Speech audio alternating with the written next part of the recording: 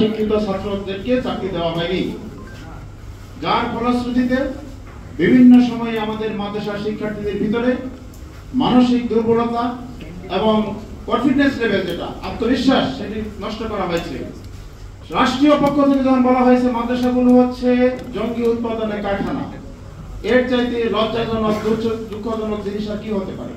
সমাজের ভিতরে যে পারসেপশন তৈরি করা হয়েছে, আলেম ওলামা, দাড়ি টুপিধারী, বোরকাওয়ালি, এই সমস্ত লোকদেরকে যখন হেনস্থা করা হয়েছে, এটার উদ্দেশ্যে যে যাতে কোনো মানুষ মাদ্রাসায় না পড়ে।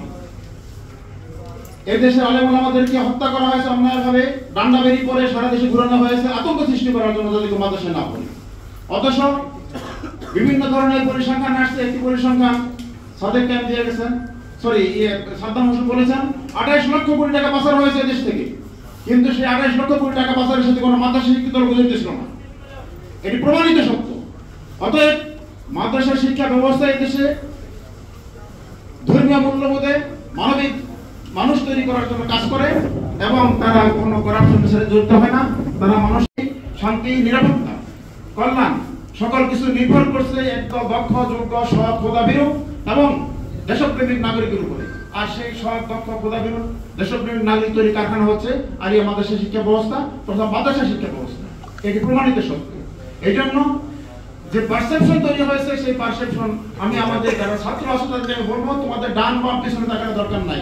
তোমরা এই বৈষম্যের বিরুদ্ধে যুদ্ধ করেছো, তোমরা রক্ত দিয়েছো, জীবন দিয়েছো, এখন তোমাদের দায়িত্ব হচ্ছে তোমরা যোগ্য হও।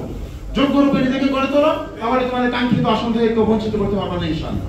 এই দেশের সকল কিছু, সকল কল্যাণ, এই ভবিষ্যৎ সকল কিছু নির্ভর করছে তোমাদের যোগ্যতার উপরে। তোমরা যদি যোগ্যতা অর্জন করতে পারো তাহলে দেশটি উন্নত হবে। ধর্মীয় শিক্ষা ছাড়া কোনো মানুষের ভিতরে নৈতিকতা বোধ তৈরি হয় না। উপন্যাস পড়ে কেউ সৎ হয় না। এদেশের সাধারণ শিক্ষা ব্যবস্থা, যেটা মেইন শিক্ষা ব্যবস্থা দাবি করা হয়, সেই শিক্ষা ব্যবস্থার ভিতরে, শিক্ষা কারিকুলামের ভিতরে একজন মানুষকে মানবিক করার জন্য, মানুষের প্রতি ভালোবাসা এবং মূল্যবোধ সম্পন্ন মানুষ তৈরি করার জন্য কোনো ব্যবস্থা নাই। যেজন্য আমরা দেখেছি বিগত সময়ে আবরার ফাহাদকে নির্দয়ভাবে যারা হত্যা করেছে, তারা কিন্তু কোনো বোকাশোকা ছাত্র ছিল না, সকলেই শ্রেষ্ঠ মেধাবী ছিল। কিন্তু সেই মেধাবী ছাত্র তারা মানুষ হতে পারে না, তারা দানবে তৈরি হয়েছে। অতএব শুধু ভালো ছাত্র হলেই হবে না, বরং তাদের মধ্যে মানবিক মূল্যবোধ থাকতে হবে। আর সেই মানবিক মূল্যবোধ তৈরি করে মাদ্রাসা শিক্ষা ব্যবস্থা। আপনারা বলতে পারেন তাহলে কি জেনারেল শিক্ষার ভিতরে কোনো ভালো মানুষ নাই? অবশ্যই আছে, অবশ্যই ভালো মানুষ আছে, ভালো অফিসার আছে, সৎ অফিসার আছে, জেনারেল শিক্ষিত হয়। কিন্তু আপনি খুঁজে দেখেন, হয় তিনি বক্তব্য বলেছেন, না হলে তার পারিবারিক শিক্ষা আছে, না হলে তিনি এমন পরিবেশে বড় হয়েছে, পারিবারিক শিক্ষার কারণে তিনি মানবিক হয়েছেন। ওই শিক্ষা ব্যবস্থার মধ্যে সেটা রাখা হয়নি। এখন আমাদের সময় এসেছে আমাদের টোটাল শিক্ষা ব্যবস্থাকে মানবিক মূল্যবোধ সম্পন্ন তৈরি করার জন্য ধর্মীয় শিক্ষা বেস করতে হবে।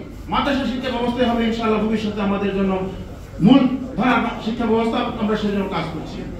এই মাদ্রাসা শিক্ষা ব্যবস্থা বর্তমান সরকার পরিকল্পনা নিয়েছে এটা উন্নত করার জন্য। আমাদের বন্ধ হয়ে যাওয়া একটি মাদ্রাসা আমরা চালু করছি।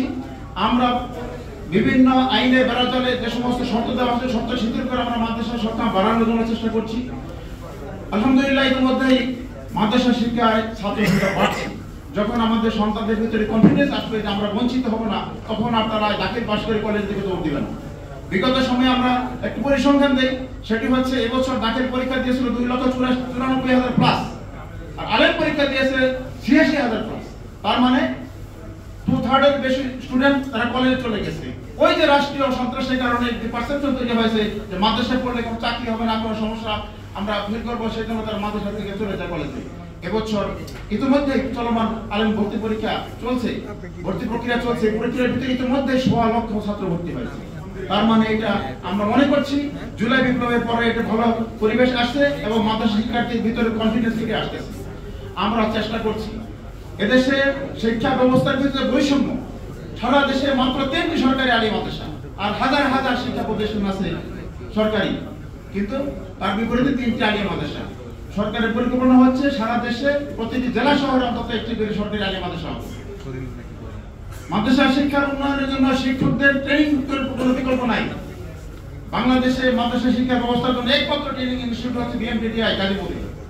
সরকারের পরিকল্পনা প্রতিটি বিভাগীয় শহরে কমপক্ষে একটি করে বিএমটিটিআই স্থাপন হবে। এতে এই মাদ্রাসা শিক্ষকদের জন্য মানবনের উদ্দেশ্যে পিটিআই এর আদলে সকল জেলা শহরে একটি করে ইটিটিআই ইনস্টিটিউট চালু হবে ইনশাআল্লাহ। এতে মাদ্রাসার ছাত্রদের উপবৃত্তি এবং মিড ডে মিল চালু হবে প্রাইমারি স্কুলের মতো। আমরা দীর্ঘদিন বন্ধ থাকার পর ক্লাস 5 এবং ক্লাস 8 মাদ্রাসায় বৃত্তি পরীক্ষা চালু করছি ছাত্রদের প্রণোদনা দেওয়ার উদ্দেশ্যে, যাতে তারা কনফিডেন্স লাভ করে এবং তারা যাতে মাদ্রাসা শিক্ষার জন্য আরো মনোনিবেশ করতে পারে, সেই জন্য আমরা চেষ্টা করছি। আমাদের যাবতীয় প্রচেষ্টা অব্যাহত আছে।